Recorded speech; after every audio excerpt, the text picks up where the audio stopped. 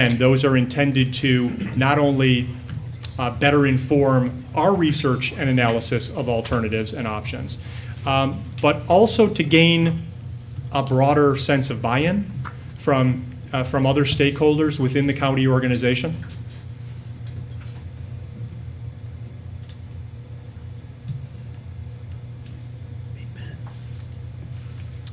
Okay, great. Dr. Sefko, thank you. Thank you very much. My pleasure. Thank you.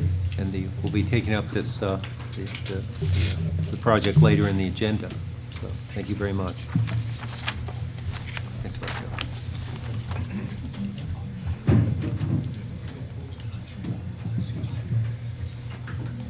And I should point out, Joe, you guys are welcome to stay, but you don't have to. I just want to make that clear.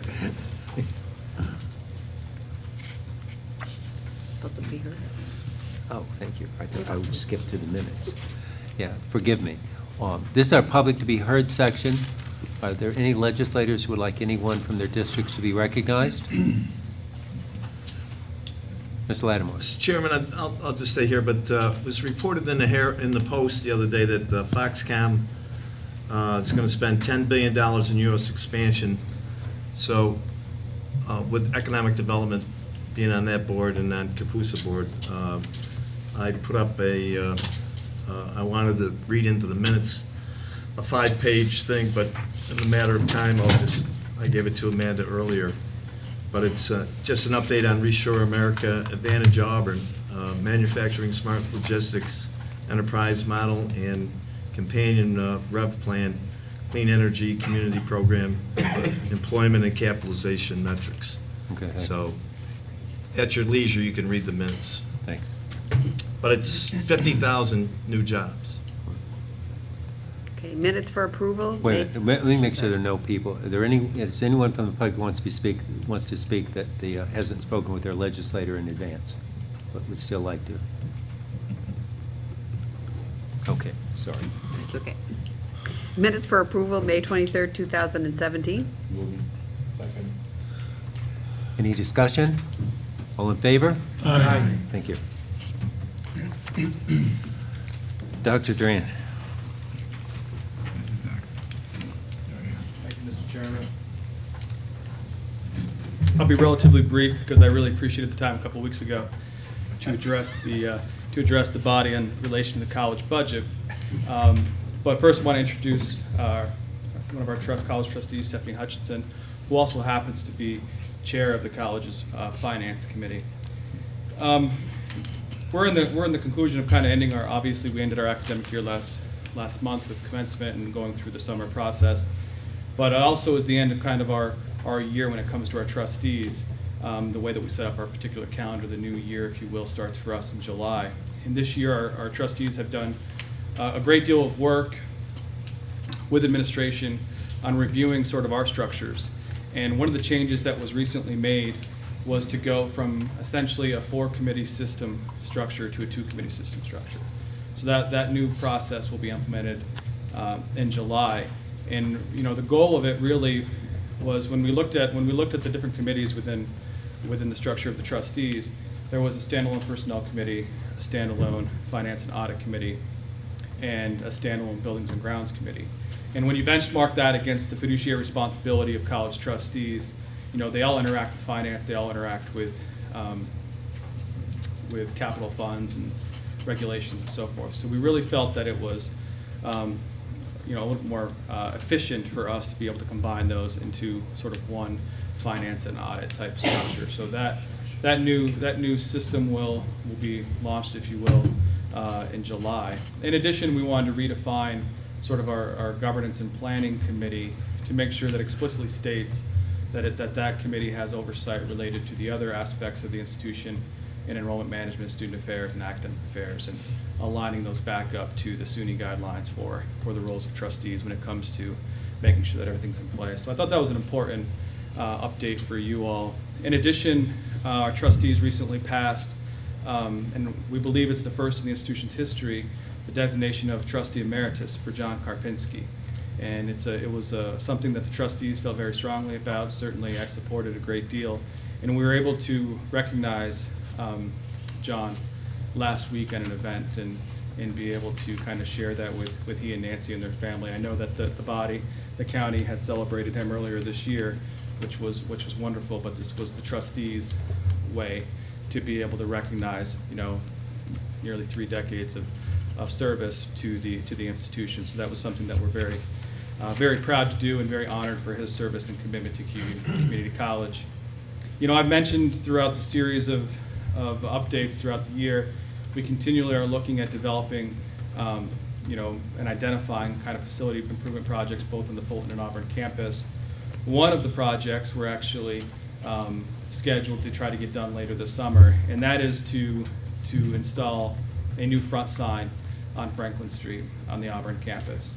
Our brand has changed, our identity continues to evolve, and we feel as though it's time to be able to update the sign that's been there for a number of years to reflect that brand and to ultimately help start to rebuild, if you will, sort of the front door to the college campus. So we're excited about that. The trustees last week had reviewed the design, and it's something that we're excited that'll hopefully be in place by the time the fall semester begins. And lastly, in front of you tonight from Ways and Means Committee is certainly the 2017-18 budget. I won't go in great detail with it, but we think the budget is a responsible one. We think it's one that's essentially, well, we know it's essentially flat from last year. It's actually slightly down, about $15,000. It represents only a 1% tuition increase, and in essence, the ask to you is for your support of 1.5%, approximately $44,000, will allow us to keep our tuition rate at that point and make sure that we continue to be as affordable as possible. And I just would ask the body for your support tonight for the college budget. That concludes my report. Thank you very much. Questions? Mr. Lattimore. Mr. President, you took out a full-page ad. Would you just speak a moment about that? Yeah, one of our efforts over the next several months is to partner, if you will, with a citizen to be able to celebrate a great deal of the accomplishments that we've been experiencing at the college, and also to be able to give testimonial to what we think is important. And this past weekend, one of our editorials that we were able to put out was about manufacturing, local manufacturing, and how the college is committed to being able to serve and support a pipeline to the manufacturer needs in this community. And it's actually a tremendous example for the role that I believe community colleges play, which is you have employers that are saying that they have needs and that they want a ready and able workforce to meet those particular needs. You have a higher ed institution who provides training at all different levels, from non-credit to certificate to degree seeking. And those particular programs are available for students, whether you be a traditional age out of high school, whether you be a returning adult learner, someone who's looking to make career transfers. In addition to that, though, which is particularly special, I think, about that article and about what we're doing, is we are also creating a pipeline that starts all the way in 9th grade with our partnership with the Auburn and Large City School District for our P-TECH program. So, that is a great example of how we worked with manufacturers in this community to identify their needs. We worked with them to develop a curriculum that they're excited about. We had a great deal of support across the industry, and now we've been able to deliver not only in offerings, but also with trying to create a captive audience, if you will, from high school that allows people not only to take courses on a pursuit for their associate's degree, but it also provides an avenue for exposure to an industry that they may not otherwise have experienced. And that's one of the powers to be able to partner with local high schools, is because we're able to introduce people to great paying jobs, great industries in our community, and perhaps their own pathway to success. So we're going to do a series of them on a number of different topics, and we look forward to continue sharing with the community. Other questions? Okay. Thank you. Thank you. We will be taking up the budget later in the agenda. Okay, committee reports or individual legislators' reports. Mr. Didio.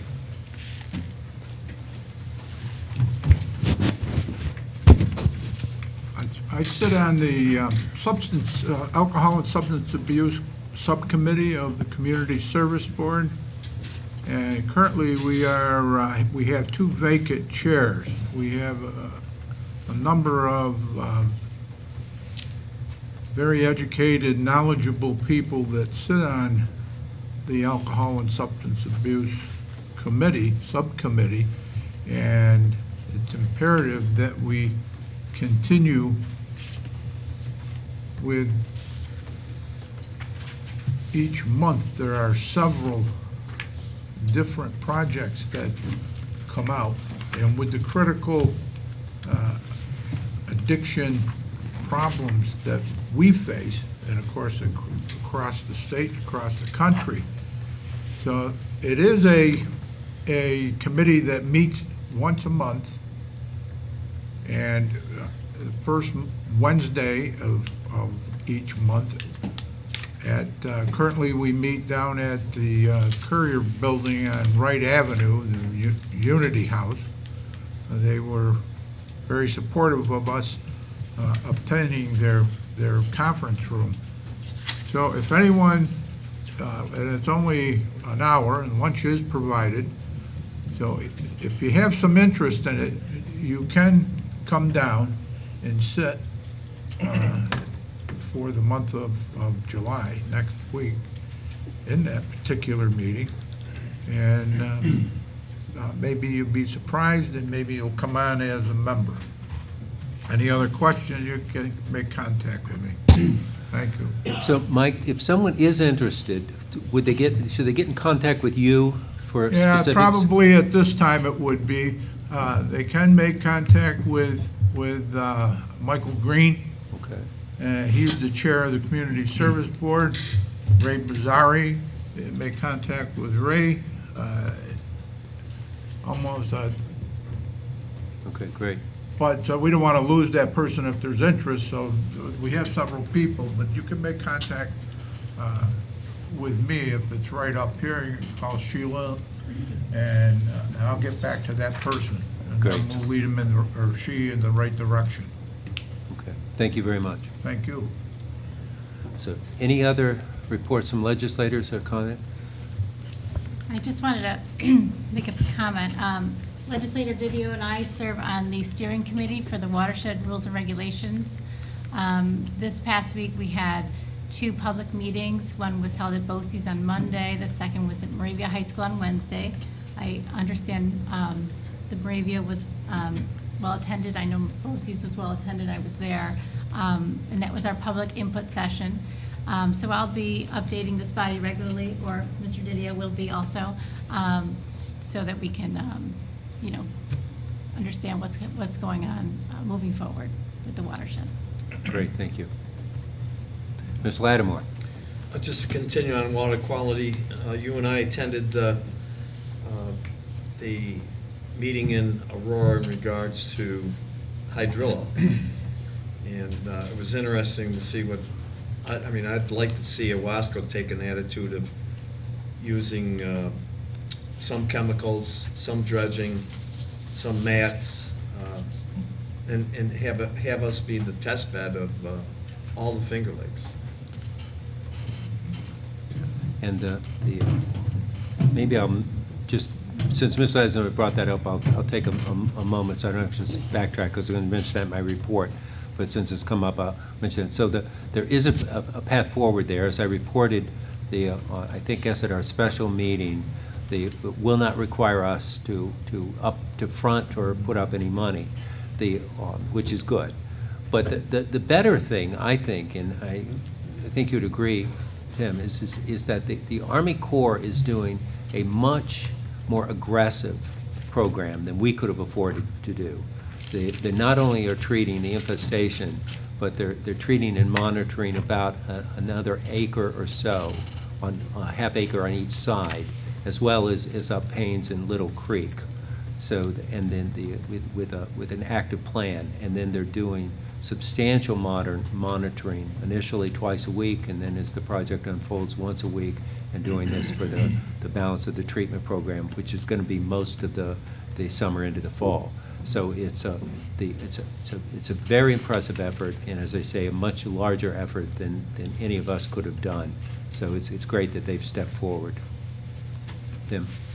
I'd like to thank Steve Lynch. I had to leave the Moravia one, but the presentation that I did here before I had to join you in Aurora, Steve did an excellent job with the presentation, and I heard he did an excellent job at both. Yeah, the one in Auburn was excellent, too. Yeah.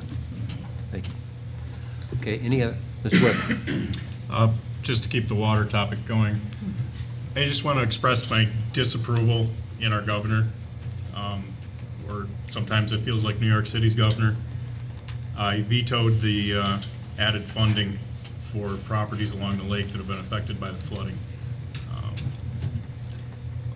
Pretty rough. There's a lot of people that could have used that funding. It just feels like a slap in the face to upstate. Mr. Vitale?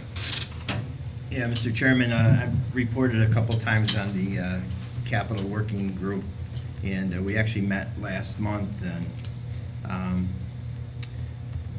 I've been continuing to work with some of our department heads in planning and buildings and grounds, and I'm hoping to maybe this month or next month start bringing some things to our committees in regards to this building.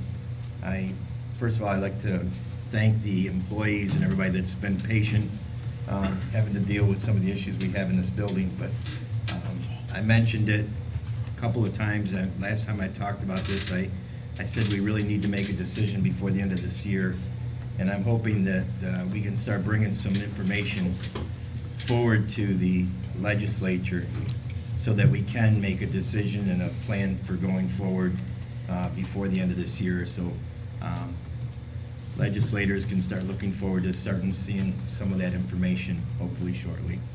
Thank you. Thank you. Ms. Lattimore? Just to pick up on building and grounds, it was reported in the paper, I don't know how true it is, that there's an auction for $1.7 million for the mall. I mean, it's a pretty good buy. Just throwing that out there. Chip in. In case we gotta move then. Any other reports, or? Okay, thank you. we gotta move. Thank you. Am I next? I am. Okay. I have several things tonight, but I'll try to get through them as quickly as possible. As you may remember, as part of the solar projects that we've been looking at in cooperation with the Central New York Regional Planning Board, one of the potential projects was placement of solar on government buildings. A number of towns, villages, and us participated in those studies. That's moving to the next phase, which is the more serious investigation of the viability of those locations. And so we'll be putting that through committee, beginning with planning this month. It requires us to sign some agreements, no contracts, but it requires us to sign some agreements to kind of move forward with the study.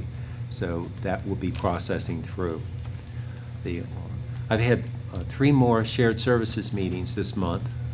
One with the City of Auburn and some of the donor towns. And I met with the village mayors, which is why I wasn't at Ways and Means this month.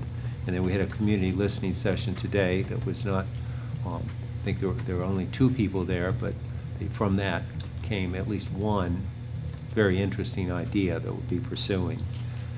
So that continues to move forward.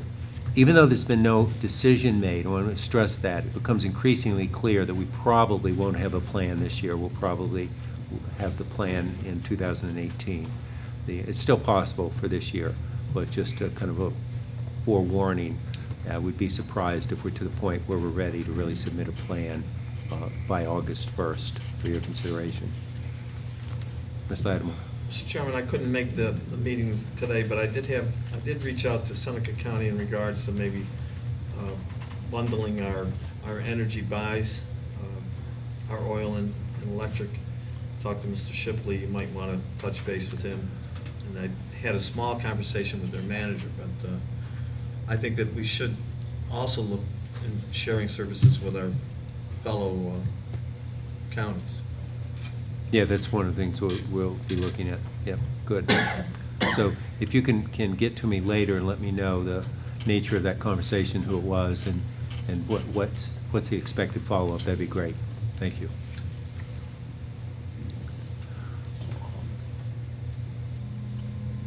Okay, we've been advertising the process for administrator, and the committee begins meeting this week. I think we're going to have those members on our appointments, at least unofficial appointments list.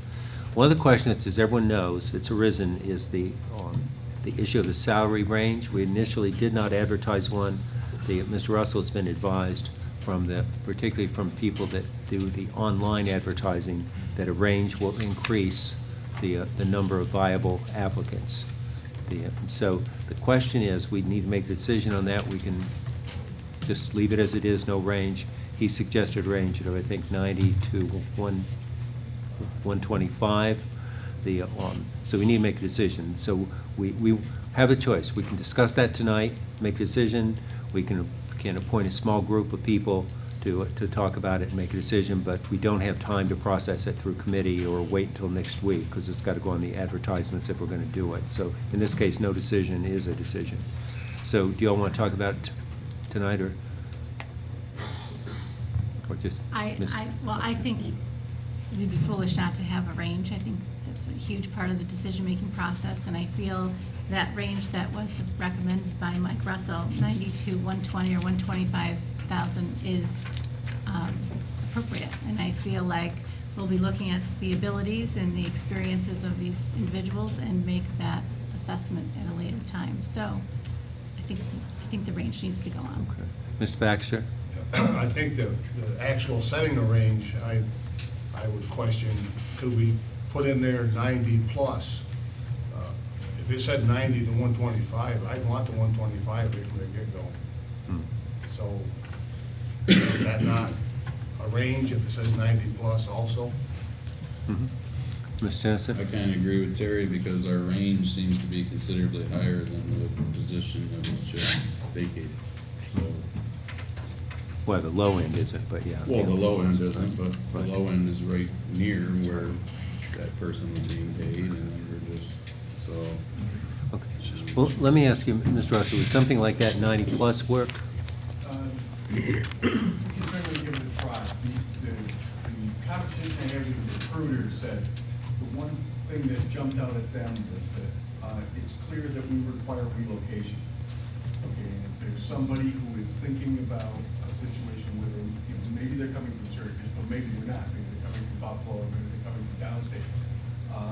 And they would be looking at, gee, is $90,000 enough for me to move my family, make a commitment to buy a house? Maybe it is, maybe it's not. But they suggested a range of some kind. I know that Mr. Dennison suggested a number, excuse me, that was somewhat less. That works too. But my opinion would be that we get some kind of a range. And it doesn't mean that you're limited to that if that was the case, but it shows some flexibility. Okay. So we can do the,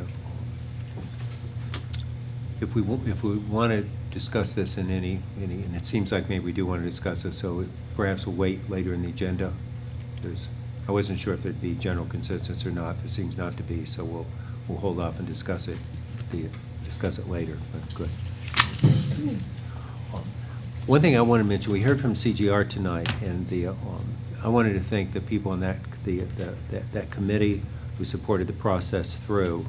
And I've got a list here. I hope I don't leave anyone out, but it was Steve Lynch, Steve Tobin, Kelly Anderson, Joe DeForest, Andy Dennison, Ryan Foley, Ben Vitale, and Paul Pinkney all participated in that process, and I just want to make sure to thank you all for that. Met with the CSEA reps, Terry Hoffman and Josh Kemp, who is the union's occupational safety and health specialist. And they wanted to meet to discuss the cleaner spill, and also the associated odors on the basement and sixth floor, and then to discuss our work with the workplace safety and violence policies.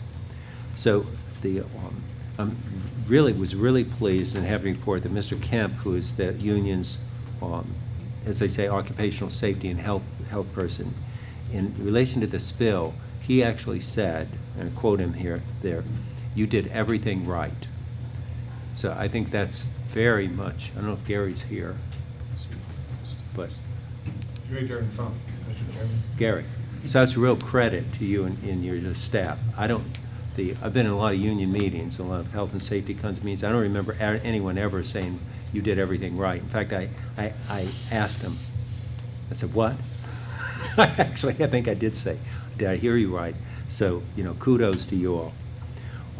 They also reviewed our workplace violence and safety policy, and they had some really good, constructive ideas on that. Nothing substantive, but some good things that we'll be working on. I think Mike's probably already started working on it, that will improve those and make them better in compliance with regulations.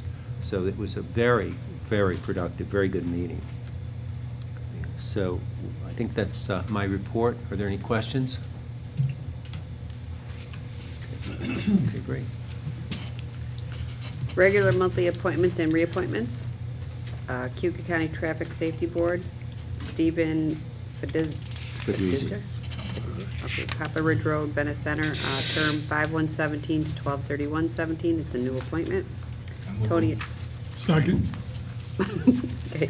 Tony Amodi, 151 Dunning Ave, his term 5/18/17 to 12/31/17, also a new appointment. Was that to do them to both? Ben, and I second. Okay, so we had a motion and a second. Any discussion? All in favor? Aye. Thank you. Do you want to do Yeah. those other ones? No, Okay. so- Cayuga County Administrator Search Committee, the following people will be put on that. The chair will be Mike Russell, then there will be Lee McNabb Coleman, Andy Dennison, Joe DeForest. From the public will be Carmen Cosentino and Ryan Pine. And then the department heads will select someone tomorrow. So this isn't an appointment as we usually do with signing the book and stuff, but I think it's important that we all acknowledge this group and the work of the group. So if I could have a motion to appoint these people. Move it. Mr. Pinckney, thank you. Second? Mr. Kyle, thank you. Any discussion on these people? All in favor? Aye. Yeah, do you want to? Well, I mean, well. Okay, thank you.